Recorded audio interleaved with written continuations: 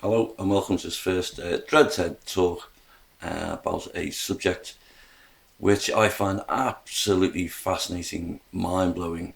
This is somewhat put your seatbelts on, hold on to your hats. It's going to be quite a ride.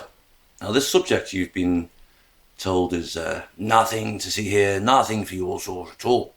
This subject is for posh people and for rich people, and it involves a lot of long words and Latin. So it's best if you leave this kind of thing to the experts. But I'm here to say quite the opposite. It's essential that you learn about this. I feel duty bound, honour bound, someone in this country to share what I know. The subject is about law. Now, where do we start with this? Well, with a bit of history, because we do, of course, live on an island in the middle of the sea. And it's, I don't know whose idea that was, but it's a little bit nippy in the winter. I think it was the wives of the elite back in the day saying to the likes of Major Tweedmouth, Major, well, yes, it's a bit nippy in Surrey in the winter.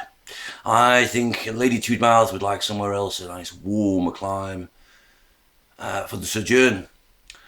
So we went on doing something of an island bagging expedition all around the world, anywhere that was nice and hot, and was an island jealousy, I think, for our weather. We felt we had to rob it, whether it was the Caribbean, Australia, New Zealand. On the way back, what was it, Major?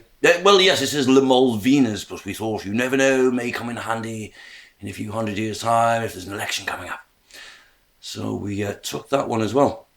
And of course, our neighbours across the water there in Ireland had no chance at all, did they? We had that as well.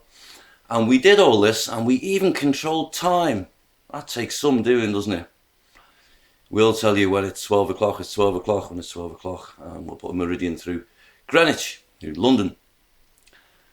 And we did all this with ships.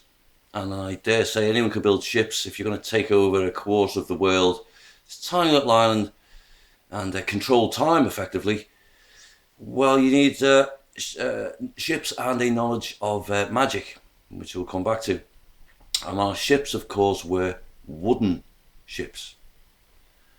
And we have always had the ancient law of the land. This is important. This is how we live. We live on the land, do we not?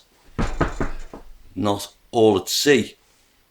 And we all must honour and are bound by English common law, whether we like it or not. And that's quite simple. In our green and hilly lands, I remember it, the law of the hill. No man can cause harm, injury or loss to another man, including fraud. Simple as that. You simply cannot cause harm. Apart from that, though, you have other laws called statute laws, acts, pretends of Parliament, which we'll come back to at a later date. That's different. Statute laws are not common laws. Some are.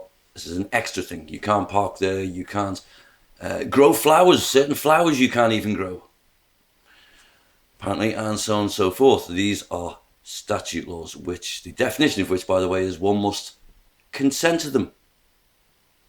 You have the right not to. You have no right whether you consent to common law or not. So you don't cause harm, common law, you're fine. Okay, so that's a basic introduction. Part 2 coming up.